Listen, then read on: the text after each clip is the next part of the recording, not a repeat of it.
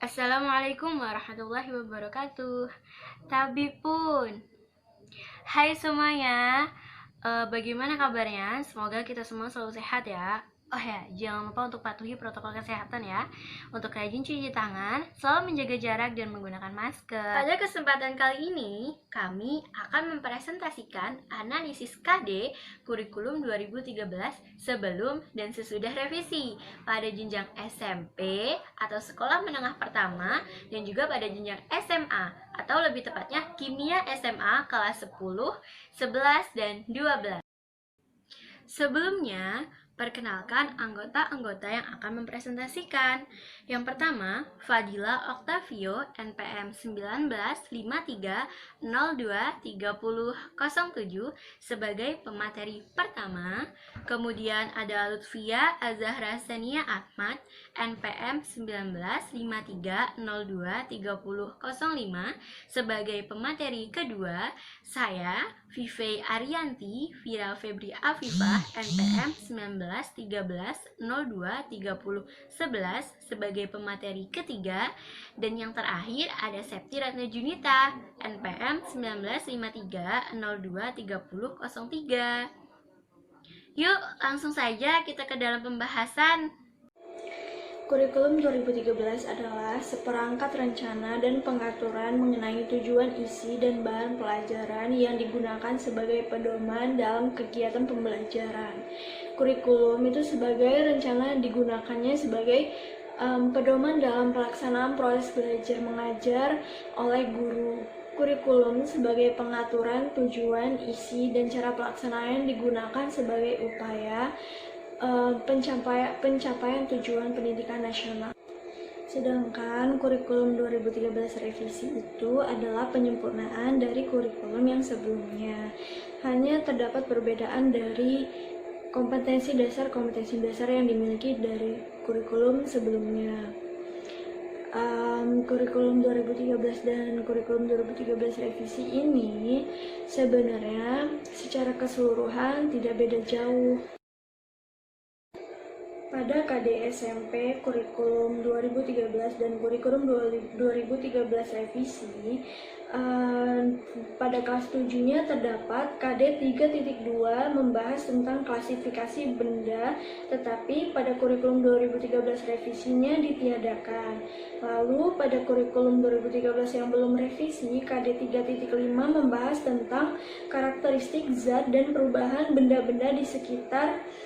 Tetapi pada kurikulum 2013 yang revisi, materi tersebut terletak pada KD 3.3. Pada kurikulum 2013 yang belum revisi, KD 3.6 membahas tentang energi dalam sistem kehidupan. Tetapi pada KD 13 yang revisinya diubah dan diletakkan pada KD 3.5 dan menjadi menganalisis konsep energi, berbagai sumber energi, dan perubahan bentuk energi dalam kehidupan sehari-hari termasuk fotosintesis. Lalu selanjutnya pada K13 yang belum revisi itu pada KD 3.9 membahas tentang interaksi makhluk hidup dengan lingkungan. Sedangkan pada K13 yang revisinya KD tersebut diubah menjadi KD 3.7 yaitu menganalisis interaksi antara makhluk hidup dan lingkungannya serta dinamika populasi akibat interaksi tersebut. Kemudian pada K13 yang belum revisi itu ada pada KD 3.10 membahas tentang pemanasan global, tetapi pada K13 yang revisinya itu ditiadakan. Lalu ada pada K13 yang revisi tidak terdapat pada K13 yang belum revisi, yaitu pada KD 3.4 yang membahas tentang menganalisis konsep suhu, pemuaian, kalor, perpindahan kalor, dan penerapannya dalam kehidupan sehari-hari, termasuk mekanisme menjaga kestabilan suhu tubuh pada manusia dan hewan. Selanjutnya di kelas 8 itu pada K13 yang belum revisi terdapat pada KD 3.3 yang membahas tentang sifat bahan dan pemanfaatannya dalam kehidupan sehari-hari. Sedangkan pada K13 yang revisinya itu ditiadakan.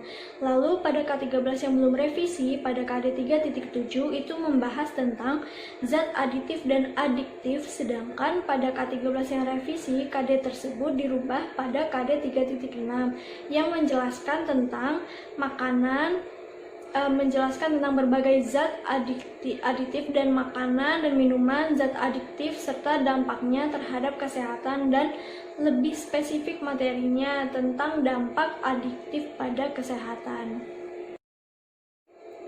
Selanjutnya pada kelas 9 itu pada K13 yang belum revisi terdapat pada KD 3.3 yang membahas tentang kependudukan dan lingkungan, sedangkan pada K13 yang revisinya itu ditiadakan. Lalu pada kurikulum 2013 yang belum revisi KD 3.4 membahas tentang partikel penyusunan benda mati dan makhluk hidup, sedangkan pada K13 revisi KD tersebut diubah menjadi KD 3.8 yang membahas tentang menghubungkan konsep partikel materi, atom, ion, molekul, struktur zat sederhana dengan sifat bahan yang digunakan dalam kehidupan sehari-hari, serta dampak penggunaannya terhadap kesehatan manusia. Lalu terdapat juga pada K13 yang belum revisi itu pada KD 3.10 membahas tentang teknologi ramah lingkungan, sedangkan pada K13 revisinya itu ditiadakan. Lalu pada kurikulum 2013 yang belum revisi terdapat KD 3.11 yang membahas tentang tanah dan keberlangsungan kehidupan, sedangkan pada K13 yang revisi KD itu diubah menjadi KD 3.9 dan membahas tentang menghubungkan sifat fisika dan kimia tanah organisme yang hidup dalam tanah dengan pentingnya. Setelah kita melihat tabel KD SMP pada K13 revisi maupun yang belum revisi, kita dapat menyimpulkan kelemahan dan kelebihannya. Kelemahan pada K13 yang belum revisi itu pada KD 3.9 membahas tentang interaksi makhluk hidup dengan lingkungan. Lalu pada KD 3.10 itu membahas tentang pemanasan global yang seharusnya itu bisa digabungkan menjadi satu KD saja karena pembahasan materinya itu sama. Lalu penyusunan KD-nya belum urut seperti pada kelas 9. KD 3.11 membahas tentang tanah dan keberlangsungan kehidupan, seharusnya diletakkan sebelum KD 3.10 yang membahas tentang teknologi ramah lingkungan. Sedangkan kelebihannya adalah pada K13 yang belum revisi, materi atau KD-nya itu lebih banyak dan pembahasan materinya juga masih dasar, sehingga siswa itu dapat lebih mudah memahami materi-materinya. Sedangkan pada K13 yang sudah revisi juga terdapat kelemahan dan kelebihannya. Kelemahannya yaitu banyak KD yang hilang dari kurikulum 13 sebelumnya, dan juga materinya itu lebih kompleks sehingga siswa itu lebih dituntut untuk mampu dan bisa memahaminya. Pada kelebihannya, KD materinya itu lebih spesifik dan sudah lebih urut materinya. Lalu KD materinya banyak yang mengaitkan dalam kehidupan sehari-hari sehingga siswanya itu bisa lebih mudah memahaminya. Selanjutnya adalah menganalisis kompetensi dasar kurikulum 2013 dan revisi SMA kelas 10. Pada KD K13 terdapat 10 KD. Pada KD K13 revisi hanya terdapat 8 KD. Jadi ada 2 KD yang dihilangkan. KD pertama yang dihilangkan adalah 3.1 menjelaskan metode ilmiah hakikat ilmu kimia, keselamatan dan keamanan di laboratorium serta peran kimia dalam kehidupan. Dan yang kedua adalah 3.9 mengidentifikasi reaksi reduksi dan oksidasi menggunakan konsep bilangan oksidasi unsur. Selanjutnya kelebihan dan kelemahan KD SMA kelas 10. Kelebihan pada KDK 13 yang pertama, adanya kompetensi yang sesuai dengan tuntutan fungsi dan tujuan pendidikan nasional. Yang kedua, banyak kompetensi yang dibutuhkan sesuai dengan perkembangan, seperti pendidikan karakter, metodologi, pembelajaran aktif, keseimbangan soft skill, dan hard skill. Yang ketiga, siswa dapat mengetahui materi kimia lebih dalam. Pada kurikulum 2013 revisi, yang pertama, karena ada beberapa materi yang dihapuskan, jadi jumlah KD lebih sedikit, maka guru bisa lebih memaksimalkan materi pada KD-KD yang lainnya, dan siswa juga akan lebih mudah untuk memahami materi yang dijelaskan. Yang kedua, ada beberapa KD yang ditambahkan pada kurikulum ini. Kelemahan pada KDK 13, yang pertama, terlalu banyak materi yang harus dikuasai oleh siswa, sehingga tidak setiap materi dapat disampaikan dengan baik, dan siswa akan merasa tertekan. Yang kedua, pada KDK 13 revisi, ada beberapa materi yang telah dihapuskan, sehingga siswa tidak mendapatkan materi kimia secara menyeluruh. Selanjutnya yaitu analisis kompetensi dasar beserta urutannya pada kurikulum 2013 sebelum dan sesudah revisi, yaitu KD 3.1, KD 3.2, dan juga KD 3.14. Materi kimia kelas 11 ini sebelum mengalami revisi terdapat 14 KD. Kemudian setelah mengalami revisi hanya tinggal 11 KD atau 11 kompetensi dasar. Sehingga pada materi kimia kelas 11 ini terdapat 3 KD yang dihilangkan. Pada materi kimia kelas 11 terdapat penghilangan materi KD, tetapi tidak terdapat penambahan materi. Hanya saja terdapat materi yang urutan KD-nya dirubah, yaitu yang sebelumnya pada KD 3.3 setelah mengalami revisi menjadi KD 3.1, yang sebelumnya KD 3.4 setelah mengalami revisi menjadi 3.2, yang sebelumnya 3.5 setelah mengalami revisi menjadi 3.3, dan seterusnya sampai 3.13 yang setelah mengalami revisi menjadi KD 3.11. Adapun uraian-uraiannya dapat dilihat pada tampilan layar ya. KD 3.1 berbunyi menganalisis struktur dan sifat senyawa hidrokarbon berdasarkan kekhasan atom karbon dan golongan senyawanya. Kemudian KD 3.2 yang juga dihilangkan berbunyi menjelaskan proses pembentukan fraksi-fraksi minyak bumi dan pemisahan serta kegunaannya. Lalu yang terakhir yaitu KD 3.14 yang juga merupakan KD yang dihilangkan, berfungsi mengelompokkan berbagai tipe sistem koloid dan menjelaskan kegunaan koloid dalam kehidupan sehari-hari. Terdapat kelebihan dan juga kekurangan dalam kompetensi dasar kurikulum 2013 baik sebelum ataupun sesudah revisi. Berikut kelebihan dan kekurangan KD pada kurikulum 2013 sebelum revisi. Kelebihannya yaitu pada materi sebelum revisi jumlah KD-nya ini cukup banyak sehingga dapat menambah wawasan siswa. Tidak hanya itu saja, tetapi kekurangannya karena materinya terlalu banyak sehingga siswa dapat mengalami kebingungan dan juga mengalami tekanan karena jumlah beban materi yang cukup banyak. Kemudian karena materinya juga cukup banyak, maka membutuhkan alokasi waktu yang juga tidak sedikit. Nah, kemudian terdapat juga kelebihan dan kekurangan pada materi KD kurikulum 2013 sesudah revisi. Kelebihan dan kekurangan pada kurikulum 2013 setelah revisi untuk materi kimia kelas 11. Nah, pada materi setelah mengalami revisi ini terdapat pengurangan KD kan, sehingga Kelebihannya, pertama, siswa dalam hal belajar akan menjadi lebih santai karena jumlah materinya lebih sedikit, sehingga bebannya pun berkurang. Kemudian, alokasi waktu yang digunakan oleh guru juga lebih efisien karena waktu yang tersedia dengan jumlah materi yang ada cukup sebanding. Tetapi dalam kurikulum 2013 sesudah revisi ini juga mengalami kekurangan atau terdapat kekurangan, yaitu jumlah materi yang semakin sedikit maka juga akan mempengaruhi wawasan siswa. Pada kurikulum sebelumnya wawasan siswa akan banyak karena materi yang diberikan juga banyak. Nah, pada kurikulum yang sekarang atau setelah revisi, wawasan atau pengetahuan yang dimiliki siswa akan lebih sedikit dibandingkan wawasan siswa pada kurikulum yang sebelumnya. Terima kasih. Baiklah, selanjutnya saya akan menganalisis kompetensi dan analisis urutan kurikulum 2013 sebelum dan sesudah revisi SMA kelas 12.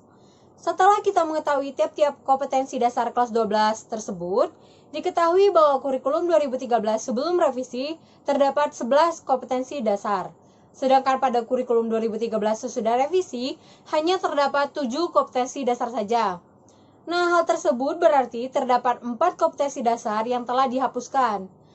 Penghapusan tersebut terdapat pada kompetensi dasar kurikulum 2013 sebelum revisi, yakni pada KD 3.1, 3.2, 3.7, dan 3.8, dengan rincian sebagai berikut yang tertera pada gambar. Oleh karena penghapusan tersebut, maka terjadilah perubahan urutan pada setiap kompetensi dasar sebelum dan sesudah direvisi, yakni dapat dilihat pada gambar di samping. Awalnya, menyetarakan bersama reaksi redoks, kurikulum 2013 terdapat pada KD 3.3. Ketika direvisi, menyetarakan bersama reaksi redoks menjadi KD 3.1. Lalu, ada menganalisis proses yang terjadi dalam sel volta dan menjelaskan kegunaannya, yang awalnya berada pada KD 3.4 ketika direvisi menjadi KD 3.2. Kemudian menganalisis faktor-faktor yang mempengaruhi terjadinya korosi dan cara mengatasinya, yang awalnya pada KD 3.5 ketika direvisi menjadi KD 3.3. Lalu ada menerapkan stoikiometri, reaksi redoks, dan hukum Faraday untuk menghitung besaran-besaran yang terkait sel elektrolisis, yang awalnya pada KD 3.6 ketika direvisi menjadi KD 3.4. Kemudian menganalisis struktur tanaman, sifat, sintesis, dan kegunaan senyawa karbon, yang awalnya pada KD 3.9 menjadi KD 4.5. Kemudian terdapat menganalisis struktur tata nama, sifat, dan kegunaan benzena dan turunannya, yang awalnya kurikulum 2013 terdapat pada KD 3.10 ketika direvisi menjadi KD 4.6. Kemudian menganalisis struktur, tata nama, sifat, dan penggolongan makromolekul yang awalnya terdapat pada KD 3.11 ketika direvisi menjadi KD 4.7. Terdapat kelebihan serta kelemahan dari kurikulum 2013 maupun kurikulum 2013 revisi. Kelebihan dari kurikulum 2013, dengan jumlah kompetensi dasar yang banyak, siswa dapat lebih banyak mengetahui materi-materi kimia yang akan disampaikan. Adapun kelemahan dari kurikulum 2013, yakni dengan jumlah kompetensi dasar yang banyak, maka siswa dapat merasa tertekan karena harus memahami materi yang banyak tersebut. Dengan alokasi waktu yang lebih singkat pun, guru cenderung tidak menjelaskan secara mendalam terkait semua materi tersebut, dan siswa juga akan kesulitan dalam memahami materi yang diberikan guru karena pembelajaran terkesan terburu-buru. Selanjutnya terdapat kelebihan kurikulum 2013 revisi, di mana kelebihannya dengan kompetensi dasar yang lebih sedikit, maka pembelajaran akan lebih baik dan alokasi waktunya pun akan lebih efisien. Selain itu terdapat kelemahannya juga. Karena penghapusan dari beberapa materi tersebut, maka siswa tidak dapat mendapatkan materi secara keseluruhan. Adapun tujuan dari kurikulum 2013, yakni kurikulum 2013 sebelum revisi, tertuang pada Permendikbud nomor 69 tahun 2013, di mana tujuan kurikulum 2013 adalah mempersiapkan manusia Indonesia agar memiliki kemampuan hidup sebagai pribadi dan warga negara yang beriman, produktif, kreatif, inovatif, dan afektif, serta mampu berkontribusi pada kehidupan bermasyarakat, berbangsa, bernegara, dan peradaban dunia. Sedangkan tujuan kurikulum 2013 sesudah revisi tertuang pada Permendikbud nomor 37 tahun 2018, di mana tujuan kurikulum mencakup 4 kompetensi, yaitu yang pertama, kompetensi sikap spiritual, kedua, sikap sosial, ketiga, pengetahuan, dan yang keempat, keterampilan. Kompetensi tersebut dicapai melalui proses pembelajaran intrakurikuler, kokurikuler, dan atau ekstrakurikuler. Sekian presentasi dari kami tentang analisis KD kurikulum 2013 sebelum dan sesudah revisi pada jenjang SMP dan juga SMA untuk kimia sekolah kelas 10, 11, dan 12. Kami mohon maaf apabila ada salah kata baik kami sengaja ataupun tidak. Semoga apa yang kami sampaikan dapat bermanfaat untuk kalian semua. Kami akhiri, wassalamualaikum warahmatullahi wabarakatuh.